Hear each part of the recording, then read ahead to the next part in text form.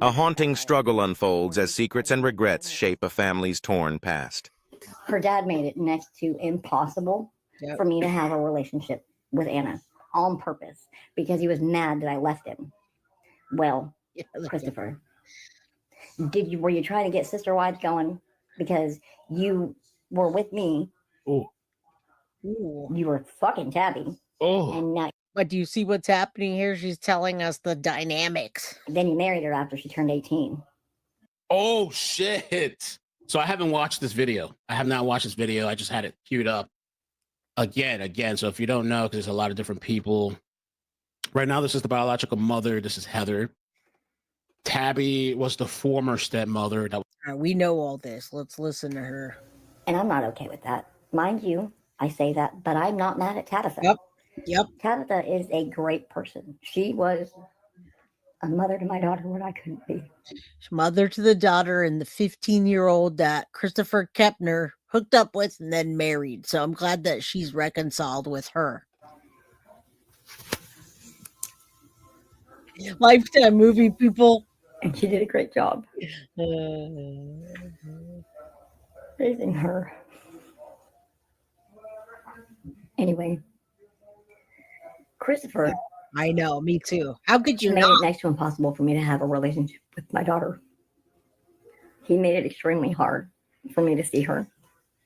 He would. So this is telling you everything why you're asking about the biological mom and why she wasn't there. She's telling you. She's also telling you that she freaking regrets being gone for so long, not fighting harder, etc. All right? This is her telling you, telling us, trying to get her voice out there about what happened. She didn't just abandon her daughter. There's a lot of messed up circumstances in between that.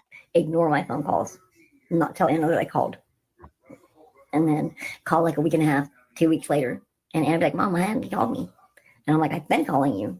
You didn't get any of my voicemails? Your dad didn't listen to him? No, he said you hadn't called.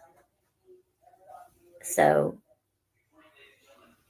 he told her that I didn't care. He's been telling her I didn't care. But do you see what's happening there? She's calling, dad saying she's not. Parental alienation, guys. And then I moved away for years because I didn't love her. I know. At least that's what I'm telling myself, because it's the only thing that made sense as to why we grew apart, and also because I couldn't see her as much as I wanted to. It was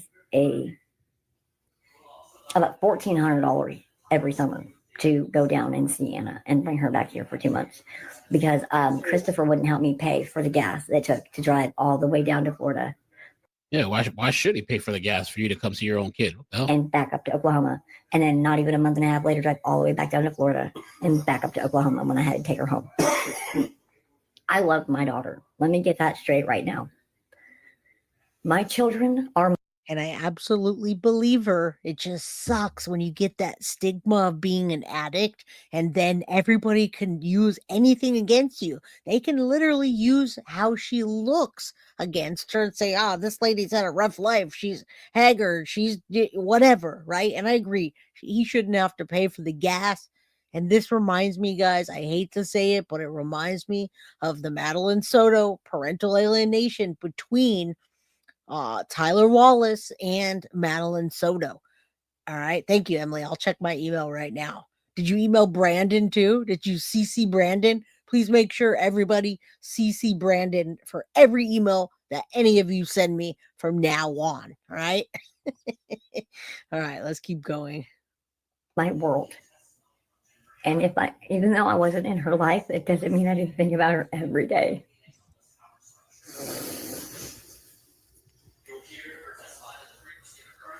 I battle with severe depression because of it.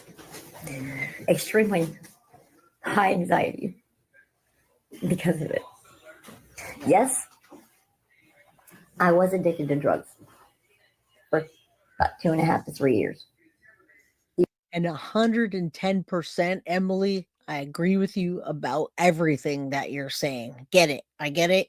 And a lot of things get taken out of context. But I don't want her to come on my channel or anybody to come on my channel and to come across like I'm victim blaming anybody All right. So whatever she says, it's her platform.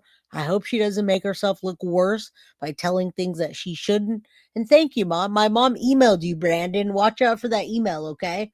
I feel for her, but she didn't go see her daughter because he wouldn't. That was part of it. And again, I agree. Addicts always have remorse. And then you take away their child and there's a death and they're going to have triple remorse. All right. Who's Brandon? That's a great question.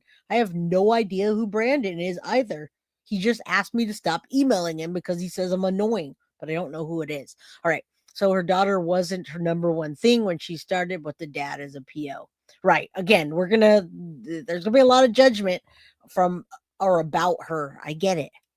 The only reason I did them was because a man that my ex-fiance trusted, he was his best friend, took me out under the pretenses of making money and scrapping and threatened my life and told me that if I did not get high while we were at this house, that they would kill me because they've been up way too long. And if I didn't get high or hit the pipe, I was either a cop or I was an undercover, or I was either a cop or I was a snitch. So I've never hung around drug addicts.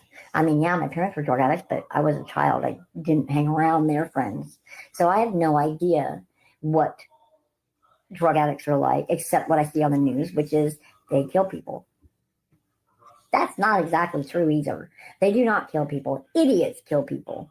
And right. I mean, there's certain things that are going to make you look bad when you're just out there on the internet flying off the handle about things. All right.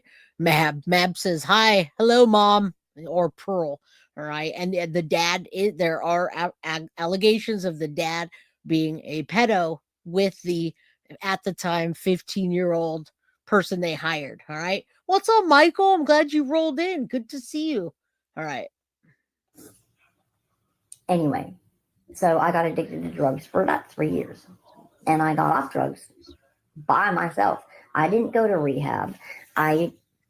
Now, she did say that she was going to the service and going to hide, but we haven't talked to her. We don't know if she actually went. Does anyone know if she went and snuck into that service? Let me know if you know. There's a lot on here, guys. There's a lot of things I've been keeping up with. She said she was going to go. I'm going to assume that she did. All right. But I don't know. Didn't, I just quit cold turkey. Okay. Yep. Yes, I have no teeth in my mouth. No, that has nothing to do with drugs. That has to do with a hereditary gum disease I got from both of my parents. Why don't I have teeth? Well, because I hate to say that, but I've heard this story before. Why do people do that? Why do people make excuses about their teeth and why they don't have them? That I don't get. All right. So, Ganja Girl, thank you. You say she did go with a wig on. Thank you. I know you're local from that area, correct? All right. She said she was going to put heels and a wig. So I hope she at least got to go. I heard on the News Nation that she did go. She was in disguise. And I heard that too, but it was before she went. I didn't hear her talking about after that she went and this happened, etc. So I assume she did then. The last set of dentures that I bought, a bitch got mad because she was jealous that I looked better than her, apparently. So she thought she would burn my dentures. And because she thought she looked better than me with no teeth in her mouth. And like I told her, bitch, I look better than you with no teeth in my mouth on a bad fucking date. I'm sorry. God made me that way, I guess. I don't know. But anyway, besides the point, bunny trail on that one, ADHD. Thank you. But I love all three of my kids. And right now I'm not allowed to see either one of my boys. Why? I don't know why I can't see either one of my boys. Their father will not talk to me. And all I get to communicate with is his wife, who is lying to me because she told me neither one of the kids ever wanted to see me. That's a bull-faced lie. Because my friend Gayla's nephew is. Yeah, this story gets crazier and crazier. You start to listen to this and it's like you need your freaking map to write this down and put a connected link to it. Again, we're going to tie this all together as the case continues. Millie says, I'm going to spend my day off relaxing and catching up on all this. Well, thank you. Please do. She heals because she sure and didn't want it to be more obvious. She heals. Huh. I'm not sure what I missed. She said she did go. Right. She didn't stay long. All right. Thank you. I did hear that she went too. And I hope that she gets to heal from this, guys. I'm glad that she's sober now because I'm sure that it would be a lot tougher and harder for her to forgive her own self if she weren't. All right. Well, let's finish this up. Y'all, if you have questions, drop that in chat now. Hit that like button, get yourself a membership, and share with your friends. In Cody's class, and Cody always tells him how much he misses me and how much he wants to see me. So that right there says the bitch is lying. Agreed. She tells me that if I show up on the property, I'll be arrested. Well, I don't give a fuck. Like, police don't scare me. I seen a post just a few minutes ago on Anna's Facebook stating that I was in jail right now. Whenever she made that post, I was in jail right then. But does she know why? I was in jail because of truancy on my son. Ooh. Because I didn't sign him up for school and he missed the first 8 days of school 2 years ago. That's why I was in jail. But anyway, so the only reason I didn't have a relationship with my daughter is because Christopher made it impossible and filled my daughter's head with lies.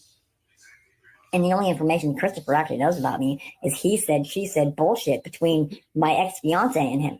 Well, my ex-fiance doesn't ever talk to me either, so how the fuck does he know what's going on in my life?